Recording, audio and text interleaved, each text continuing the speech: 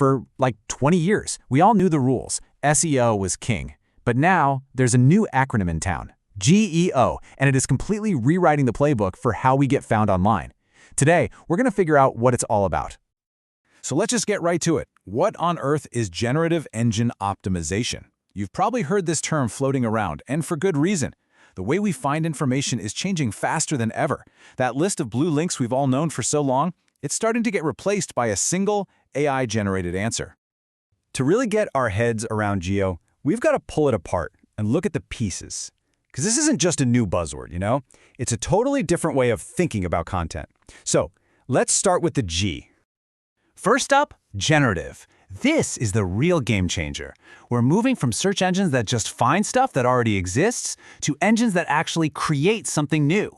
It synthesizes information from all over the web to give you one single cohesive answer.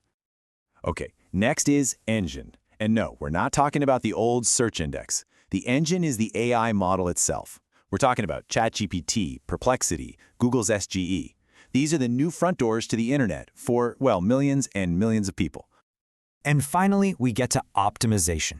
This is where the strategy comes in. It's all about making your content so useful, so authoritative, so clear that the AI engine looks at it and says, yep, that's what I'm using. You're basically trying to become the AI's most trusted source. All right, so that's the what. Now for the so what. To really feel the impact of GEO, you have to put it right up against the thing that's defined the internet for 2 decades, good old SEO. And here it is. This is the fundamental shift. SEO was always a race for discovery. You just wanted to get your link to the top of a really long list. GEO, though, is a competition for synthesis. The goal isn't to be one of the options anymore. It's to have your information become a part of the one single answer the AI gives. And I'm not being dramatic here. This isn't just some small tweak. It's a totally different ball game. The old trophy, getting that #1 spot on the results page, it's kind of becoming meaningless because the page itself is vanishing. See, in the world we're leaving behind, everything was about fighting to get on that list, right? Just hoping that someone, anyone, would click on your link. But that's not the target anymore. The new goal is to be the answer. Think of it this way. SEO was about getting your book onto the right shelf in the library. GEO is about getting your words written directly into the encyclopedia. It's about being the authority that the AI trusts and actually cites. Which, of course, brings us to the million-dollar question.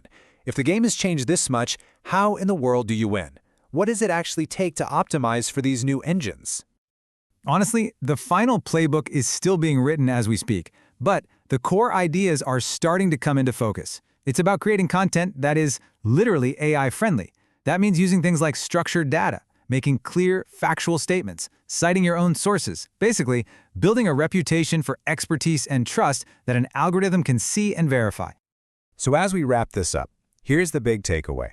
The question we all need to be asking has shifted. It's not, how do I get found anymore? It's, how do I become a foundational source? Because in this new world of AI-generated answers, the most powerful thing you can be is the source of truth. And the time to start building that authority was yesterday.